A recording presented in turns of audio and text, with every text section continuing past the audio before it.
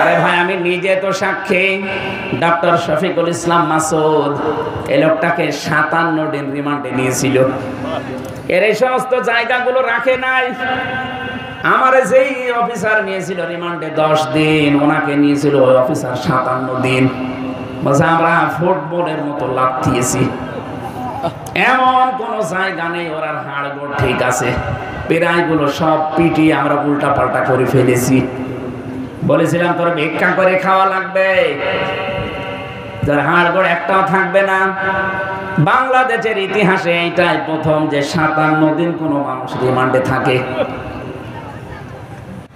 এরপরেও তারা এক চুল সরাতে পারে নাই। এই কথা বলেন না কেন?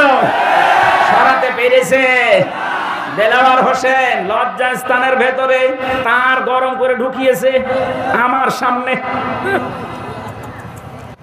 আমার তো